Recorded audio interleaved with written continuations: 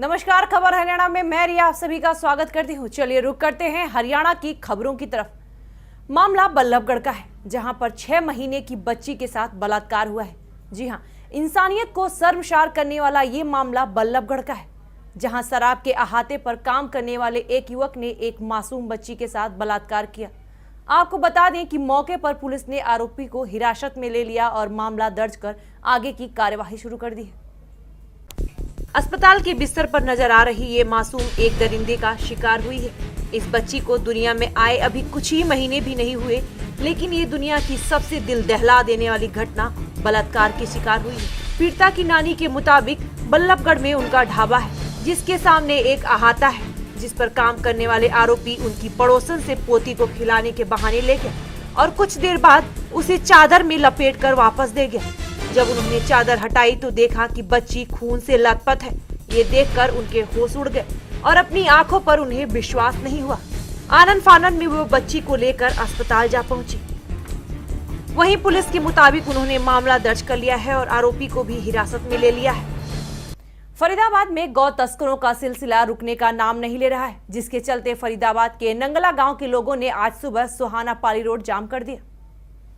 नगला गांव के लोगों ने आज सुबह सोहना पाली रोड जाम कर दिया। ग्रामवासियों ने बताया कि पिछले रात गौ तस्करों ने फरीदाबाद के कई इलाकों से गाय उठाकर सोहना पाली रोड से जा रहे थे, जिसकी सूचना गौ रक्षक दल को मिल गई। उसके बाद उन्होंने जगह जगह नाकाबंदी लगा दी। नाकाबंदी देख गौ तस्कर भागने लगे। गौ रक्षक दल ने उनका पीछा किया। अपने को पकड़ा हुआ देख गौ तस्करों ने गाय को अपने वाहन से नीचे फेंक दिया, जिसमें से एक गाय की मौत हो गई। गाय को मरा हुआ देख गांव के लोग आक्रोशित हो गए और सड़क जाम कर पुलिस प्रशासन का विरोध शुरू कर दिया। मौके पर पुलिस आयुक्त अजीत कुमार भी पहुंचे और ग्रामवासियों को कार्रवाई करने का आश्वासन दिया। लोगों का ज्यादा गुस्सा व थाना इंचार्ज का मौके पर ना पहुंचना और गौ तस्करों की मदद कर उन पर कार्रवाई न करना भी था। नाबालिग युवती से दुष्कर्म किए जाने का मामला एक बार फिर सामने आया है। आपको बता दें कि जो आरोपी है वो पीड़िता के परिवार का दूर का रिश्तेदार बताया जा रहा है। घटना के बाद पुलिस ने लड़की का मेडिकल करवाकर उसके पिता की शिकायत पर आरोपी के खिलाफ मामला दर्ज किया और आगे की कार्यवाही शुरू कर दी है। नाबालिग युवती से दुष्कर्म किए जाने का मामला सामने आया है। आरोपी पीड़िता के परिवार का दूर का रिश्तेदार है। घटना के बाद पुलिस ने लड़की का मेडिकल करवाकर उसके पिता की शिकायत पर आरोपी के खिलाफ मामला दर्ज किया है। कुरुक्षेत्र जिला के कस्बा पिहोआ के गांव थाना में पीड़ित लड़की के पिता ने बताया कि वह और उसका परिवार मजदूरी करता है। मंगलवार को पूरा परिवार गेहूं की कटाई करने गाँव के एक किसान के खेत में गया हुआ था। इस दौरान उसकी 15 साल की बेटी मधु काल्पनिक घर पर अकेली थी। इसी बीच गांव दुब्बल कैथल का दिलबाग सिंह, जो गांव थाना में रिश्तेदारी में आया हुआ था, वह उनके घर पर आया और मधु से पीने का पानी मांगा। जब मधु पानी लेने अंदर गई तो आरोपी ने भांप लिया कि घर पर कोई नहीं है। मौका पाकर उसने युवती को दबोच लिया और उसके साथ दुष्कर्म किया। घटना को अंजाम देने के बाद जब आरोपी घर से निकल रहा था तो लड़की का बड़ा भाई घर आ पहुंचा, जिसे धक्का देकर आरोपी वहां से फरार हो गया। इसके बाद परिजन युवती को अस्पताल ले और पुलिस को सूचना दी। मामले की जांच कर रहे अधिकारी कैलाश कौर ने बताया कि पीड़िता के पिता की शिकायत पर आरोपी के खिलाफ मामला दर्ज कर लिया गया है और उसकी तलाश जारी है। कुरुक्षेत्र के सांसद राजकुमार सैनी ने आरक्षण के मुद्दे पर संघर्ष करने के बहाने जाने अनजाने जाटों के खिलाफ मोर्चा खोल दिया है। कुरुक्षेत्र में पिछड़े वर्ग का सम्मेलन बुलाकर राजकुमार सैनी ने जाटों का नाम लिए बिना खुले मंच से कहा, आज उनके खिलाफ 35 बिरादरी हमारे साथ है।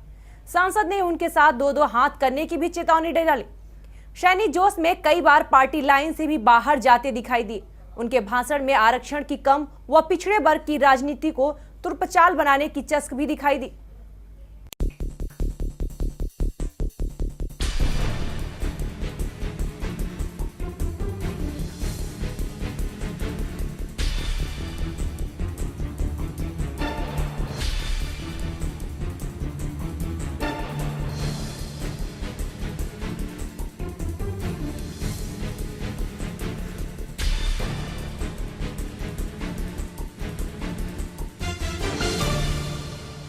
देखिए, बैठक में तो सिर्फ और सिर्फ आज आरटीआई लगाने के लिए कि लोग कह रहे हैं कि हमें घाटा लगा है, रिजर्वेशन चाहिए।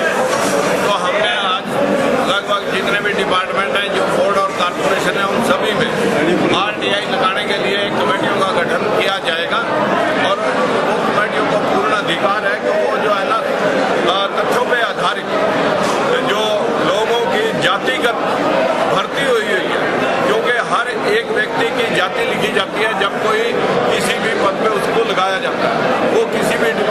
सर्विस करता है, क्लास 1 है, क्लास 4 है, क्लास 3 है, क्लास 2 है, तो उन सब की गिनती कराएंगे और उन सभी डिपार्टमेंटों से खुलासा करके फिर मीडिया के बीच में आएंगे कि किस बरादरी के कितने लोग लगे हुए हैं और किसके कितने लगे हुए हैं। अगर किसी के कम रह गए तो उनको पूर्ति करवाएंगे और किसी के ज्यादा है तो निकलवाने के लिए पूरा। सर, आपने कहा कि आपको निकलवाना चाहते हैं कुछ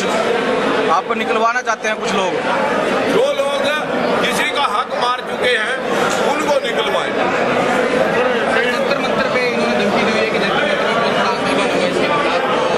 देखिए, जो लोग तोड़ फोड़ में विश्वास करते हैं, हम तो प्रजातंत्र पे विश्वास करते हैं। मैंने यही आह्वान किया है कि यदि किसी प्रकार का इस देश के साथ वो भाईचारा खराब करना चाहते हैं और प्रजातंत्र में विश्वास ना रख के सिर्फ लठतंत्र में विश्वास करते हैं, तो वो लोग जो करने जा रहे हैं उससे अपने देश को क्या दिशा मिलने वाली है उसका हम पुरजोर विरोध करते हैं और अपने देश के संविधान की पैरवाई करते हुए, अपने संविधान का सम्मान करते हुए जो उचित निर्णय बैकवर्ड समाज लेगा वो भी पूरा उनके सामने दो हाथ करने के लिए तैयार है। ऐसा नहीं लगता कि सुप्रीम कोर्ट से ऊपर हो गए ये सम्मान रखें? देखिए, सुप्रीम कोर्ट से ऊपर नहीं हुआ, हम लोग सुप्रीम कोर्ट से ऊपर जा रहे हैं। हम संविधान की सुरक्षा के लिए और मान मर्यादा के लिए, जुडिशरी का पालन करने के लिए हम प्रस्ताव रख रहे हैं कि यदि किसी को घाटा लगा उसका पूर्ण कर दिया जाए, किसी का फालतू ले रहा है उसे निकाल लिया जाए। का समर्थन कर रहे हैं आप यहाँ आई हैं तो पार्टी की पुष्कर आई अपने से। आज हम यहाँ पर बैकवर्ड समाज पार्टी पॉलिटिक्स से ऊपर उठ करके जहाँ तक बैकवर्ड क्लास के हितों की रक्षा की बात है उसके लिए हम तमाम लोग जो है वो इकट्ठे हुए हैं। और जहाँ तक हमारी पार्टी की बात आप कह रहे हैं, वैसे तो आज ये कोई पार्टी का मंच नहीं है, लेकिन पार्टी के अंदर भी हमने ये रखा है, पार्टी की तरफ से ये कहा कि जो 27% आरक्षण है उसके साथ अगर कहीं भी कोई छेड़छाड़ की जाती है तो हम कतई बर्दाश्त नहीं करेंगे। बैकवर्ड क्लास के लोग उसको किसी भी सतर्क की जो है वो लड़ाई लड़ने के लिए, अपने हकों की रक्षा के लिए हम जो तैयार रहेंगे। पार्टी में विरोध हो रहा है जी, आपकी पार्टी में विरोध हो रहा है? देखिए, हमारी पार्टी की जो बात मैंने कहा कि पार्टी से हट करके हमारी बात यह है कि जो बैकवर्ड क्लास के जो हितों की रक्षा की बात है, पार्टी की लाइन भी है जो 27% जो आरक्षण है उसके साथ कहीं छेड़छाड़ नहीं की जाए, तो विरोध की बात कहाँ से आ गई? जब 27% जो आरक्षण है जो संविधान ने हमें दिया है और सुप्रीम कोर्ट ने जिसका फैसला कर दिया है, सुप्रीम कोर्ट से ऊपर तो कोई कोर्ट है ही नहीं। सुप्रीम कोर्ट ने अगर कोई फैसला कर दिया है, सुप्रीम कोर्ट की बात अगर कोई नहीं मानता है तो इसका मतलब ये उसका हिंदुस्तान के संविधान के अंदर कोई आस्था नहीं है। तो इसलिए जो सुप्रीम कोर्ट का जो फैसला है उसका हम स्वागत करते हैं और कोर्ट ने बड़ा क्लियर तौर पे ये कहा है कि 27% जो आरक्षण दिया हुआ है ये ओबीसी को लोगों का। एमपी कुछ क्षेत्र ने कहा कि अगर छेड़खानी होगी तो त्याग पत्र दे सकते हैं, आपके भी स्टैंड है? जैसे हमने पहले कहा कि हम हर स्तर की लड़ाई, चाहे हमें किसी भी स्तर पर जाना पड़े, हम बैकवर्ड समाज की लड़ाई लड़ने का काम करेंगे। आज ना ही तो कोई एमपी कुरुक्षेत्र को और ना ही रणबीर गंगवा के बच्चों को आरक्षण मिल रहा है। ये बैकवर्ड क्लास के हितों की बात है, क्योंकि बैकवर्ड क्लास से क्रीमी लेयर की अगर हम बात करें तो क्रीमी लेयर तो ऑलरेडी जो है बैकवर्ड क्लास में लागू है, इसलिए कोई भी एमएलए या एमपी है उनके बच्चों पर नहीं। ये समाज की लड़ाई है और समाज के हितों की लड़ाई, हम उनको उनका अधिकार दिलाने के लिए, उनके हक की रक्षा के लिए लड़ने का काम करेंगे। यमुनानगर के औरंगाबाद स्थित एक पोल्ट्री फार्म की छत गिर जाने से हजारों मुर्गियों की मौत हो गई, तो वहीं छत गिरने से वहां काम कर रही महिला के साथ उसके 2 बच्चे भी नीचे दब गए, जिन्हें वहां पर उपस्थित लोगों ने निकाला और साथ ही ट्रामा सेंटर में ले गए। यहां मासूम बच्चे की हालत को गंभीर देखते हुए उसे पीजीआई चंडीगढ़ रेफर कर दिया गया। यमुनानगर के औरंगाबाद स्थित एक पोल्ट्री फार्म की अचानक छत गिर जाने से वहां काम कर रही एक महिला व उसके 2 बच्चे छत के नीचे दब गए। वहीं छत गिरने से फार्म के बीच हजारों मुर्गियां दब गईं, जिनसे उनकी मौत हो गई। हालांकि बरसात के बाद निकली धूप के कारण ही छत गिरने की संभावना है, लेकिन वहीं छत के गिरते ही आनंद फानन में वहां पहुंचे लोगों ने महिला व उसके बच्चों को जैसे तैसे नीचे से निकालकर उन्हें जिले के ट्रामा सेंटर में भेज दिया। वहीं जिला प्रशासन को एक बड़े पोल्ट्री फार्म के गिरने की सूचना मिलते ही अधिकारी तो मौके पर पहुंचे ही, साथ ही हादसे को देखते ही 4 एम्बुलेंस भी मौके पर भेज दिया गया, जबकि महिला व उसके बच्चों को स्थानीय लोग नीचे से निकालकर ट्रामा सेंटर में ले आए थे। ट्रामा सेंटर में महिला व एक बच्चे का उपचार तो कर दिया, लेकिन एक बच्चे की हालत को गंभीर देखते हुए उसे पीजीआई चंडीगढ़ रेफर कर दिया गया। हादसे के बाद प्रशासन के अधिकारी और पुलिस मौके पर पहुंचे, जिन्होंने मौके का जायजा लिया। वहीं पुलिस इस मामले में जांच में भी जुट गई है कि छत के गिरने का असल कारण क्या था। हालांकि छत के नीचे हजारों मुर्गियों के मारे जाने की भी सूचना है। फिलहाल छत को वहां से हटाने का काम शुरू कर दिया गया है। प्रशासन को अंदेशा है कि कोई और भी व्यक्ति छत के नीचे ना दबा हुआ हो। इसने बोला मैं जा रही हूँ। मैंने बोला जा ट्रेन ले। उधर से तूफान सा आया। मैंने सोचा वो आता है ना भूचाल सा, वो आया। फिर उसके बाद फिर मैं इधर भाग के इसको निकाला। फिर मेरी दीदी ने आवाज लगा, मैंने बोला कुछ हुआ होगा। फिर मैं इसको चिल्ला के बोला। फिर मैं बाहर आने लगी। वो रास्ता ही सारा गिर गया था ऊपर से। मैं ऊपर फंसी थी। फिर मैं नीचे देखती बस कोई नहीं था आगे पीछे। फिर उसके बाद मेरा वो जमाए आया। फिर भांजे को देखा। फिर उधर से सारे आदमी आ गए। फिर मेरी लड़की कितने बच्चों को चोट? 2 को, और हम ऊपर ही थे। मेरी गुड़िया को मैंने तो खींच लिया। फिर आने वाला कोई रास्ते ही नहीं था। तो फिर मेरा देवर ने तार खोल के फिर निकाला, हमें जाली खोल के। फिर उतने पे बाबू आया और बाबू लेके आ गया। अंबाला से सांसद रतनलाल कटारिया ने बताया कि प्रधानमंत्री नरेंद्र मोदी ने अंबाला के रेलवे स्टेशन को वर्ल्ड लेवल पर बनाने के लिए फ्रांस की एक कंपनी से संपर्क किया है। आपको बता दें कि अंबाला के रेलवे स्टेशन बहुत ही जल्द वर्ल्ड लेवल का रेलवे स्टेशन बनेगा और इसको बनाने के लिए फ्रांस की एक कंपनी भारत आएगी। यह शब्द अंबाला से सांसद रतनलाल कटारिया ने यमुनानगर में पत्रकारों से रूबरू होने के बाद कहा। वहीं उन्होंने कुलदीप शर्मा पर भी पलटवार करते हुए कहा कि 900 चूहे खाकर बिल्ली हज को चली। वहीं इन प्रश्नों के उत्तरों से बचने के लिए सांसद महोदय ने यह भी कह दिया कि भगवान के बाद अगर किसी से डर लगता है तो हम मीडिया से।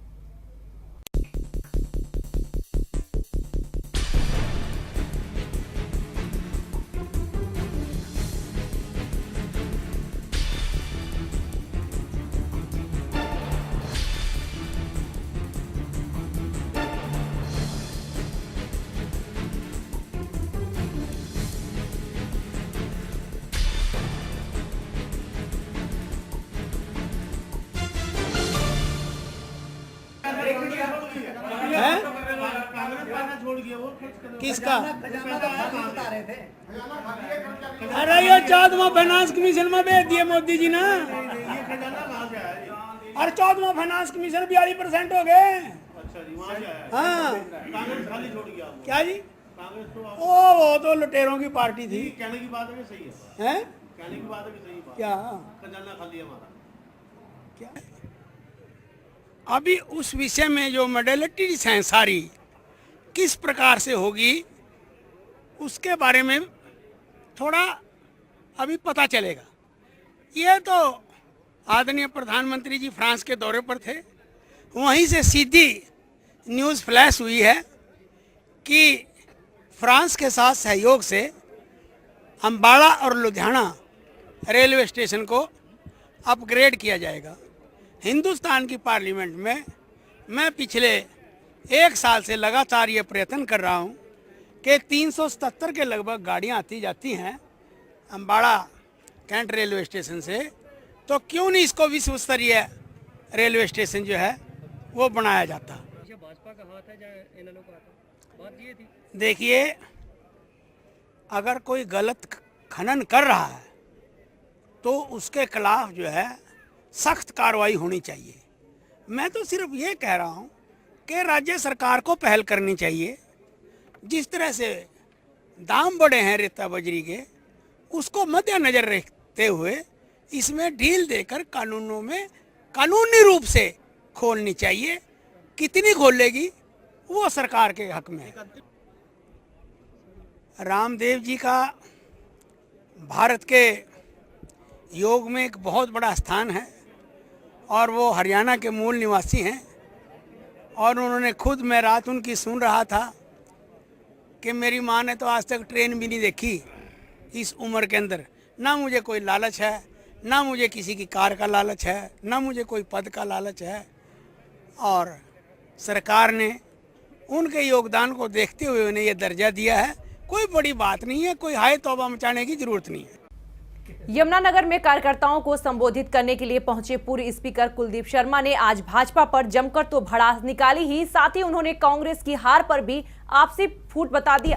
लेकिन कुलदीप का निशाना बाबा रामदेव थे। तो वहीं कुलदीप ने बाबा रामदेव पर बोलते हुए कहा कि जिसे भाजपा ब्रांड एम्बेसडर बना रही है अगर वह दिल्ली के रामलीला मैदान में लाला लाजपत राय की तरह लाठियां खाता तब तो ठीक था, लेकिन जो व्यक्ति महिलाओं के कपड़े पहनकर भागा हो उसको ऐसा पद देना हरियाणा का अपमान है।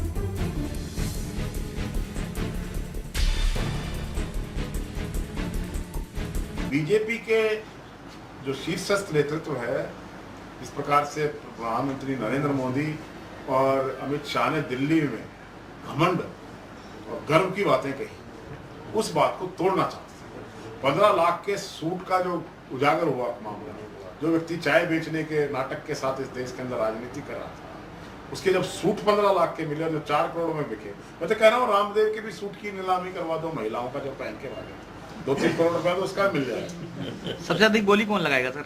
है सबसे अधिक बोली बीजेपी के लोग नाच नाच के बोली लगाएंगे। हमारे नेता का है बाबा रामदेव, बीजेपी के अंग है, अंग प्रत्यंग है, उनके अंदर है।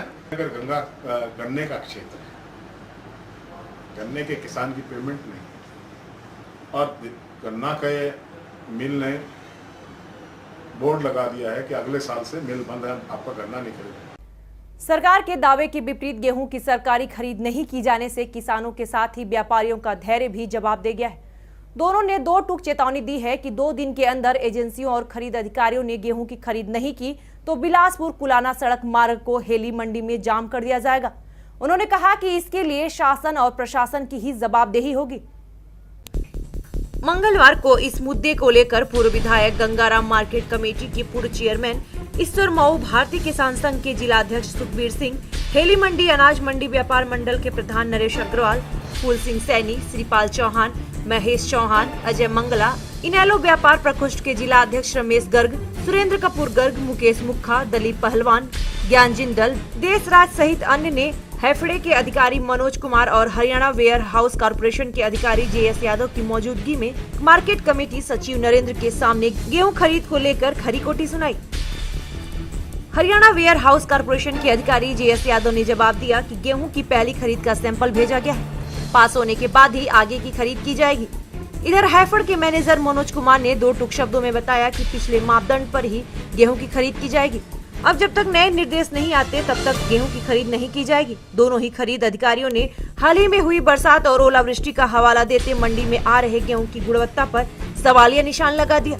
मौजूद किसान और व्यापारियों ने दावा किया कि गेहूं गुणवत्ता के मामले में बेहतरी है। कई लोगों ने तो गेहूं की खरीद नहीं किए जाने का ठीकरा मोदी सहित खट्टर सरकार के सिर पर फोड़ते हुए दोनों को किसान विरोधी ठहराया।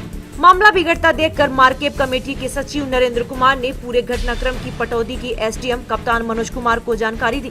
अधिकारियों की बात से असंतुष्ट किसान और व्यापारियों ने स्पष्ट शब्दों में चेतावनी दी है कि गेहूं की सरकारी एजेंसियों के द्वारा खरीद नहीं की गई तो रोड जाम किया जाएगा। जैसे जैसे आसमान से बूंद गिरती है वैसे ही किसानों की चिंताएं बढ़ जाती हैं। बेमौसमी बरसात ने पहले ही किसानों को कहीं का नहीं छोड़ा है और अब हाल ही में हुई तेज बरसात ने किसानों के जल्ले पर नमक छिड़कने का काम किया है। किसानों की जो कुछ भी फसल बची है वो अभी खेतों में है और कुछ मंडियों तक पहुंच गई है, जिससे अनाज में बड़ी मात्रा में नमी हो गई है, जिसे बेचने के लिए किसानों को अनाज सुखाना पड़ेगा। किसानों की फसलों का सही से पैसा भी नहीं मिल पा रहा है।